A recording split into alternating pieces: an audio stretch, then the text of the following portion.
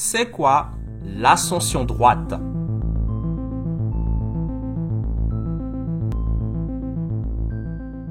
Salut et bienvenue dans Tout est astronomique, là où on observe le ciel et mesure la Terre. Quand on parle d'ascension droite, il faut penser à la durée et au temps. S'il nous faut 24 heures pour faire un tour de cercle, alors il faut 24 heures pour parcourir 360 degrés. Ce qui signifie qu'en une heure, on aura parcouru 360 divisé par 24, soit 15 degrés. Étant donné qu'il y a 60 minutes dans une heure, alors on aura parcouru en une minute d'ascension droite 15 divisé par 60, qui équivaut à 5 divisé par 20 et qui équivaut aussi à un quart de degré, soit 0,25 degrés.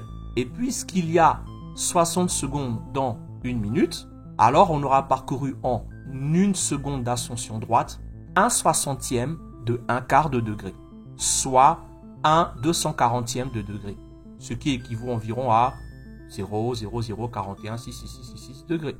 Donc si l'on prend l'ascension droite de l'étoile Sirius, on a 6 heures, 45 minutes et 9,25 secondes.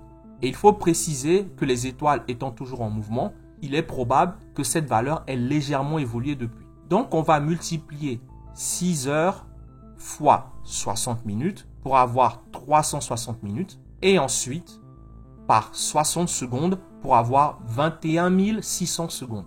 On va aussi multiplier 45 minutes par 60 secondes pour avoir 2700 secondes et le tout additionné aux 9,25 secondes nous donne 24 309,25 secondes. Et un 240e de degré parcouru à chaque seconde nous donne un angle d'environ 101,28 degrés.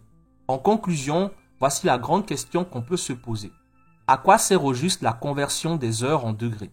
Cela va nous servir à dessiner la carte des étoiles. Dans l'épisode précédent, la déclinaison de Sirius nous a fait tracer une droite de 106,71 de longueur par rapport au pôle nord géographique. À présent, avec l'ascension droite de Sirius, on doit décrire un angle de 101,28 degrés, toujours en se servant de cette même droite. Seulement voilà, on est face à un gros problème. On n'a pas de point de repère angulaire fixe et précis. Si la déclinaison a pour point de repère le pôle nord, quel est donc le point de repère de l'ascension droite? Une autre étoile sur la carte? La Lune? Les planètes? Le Soleil? Vu que tous ces corps bougent de façon différente, il est donc impossible de les prendre en référence. La solution, c'est donc de faire un compromis. La course des étoiles sera représentée par le cercle de l'équateur céleste.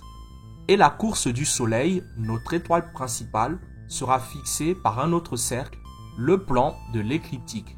Ces deux cercles vont donc se croiser en deux points symétriques.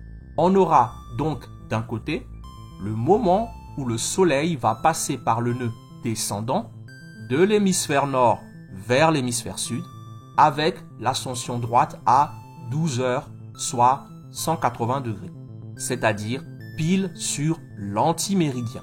Et on aura de l'autre côté le moment où le Soleil va passer par le nœud ascendant de l'hémisphère sud vers l'hémisphère nord avec l'ascension droite à 0 heure, soit 0 degré, c'est-à-dire pile sur le méridien 0.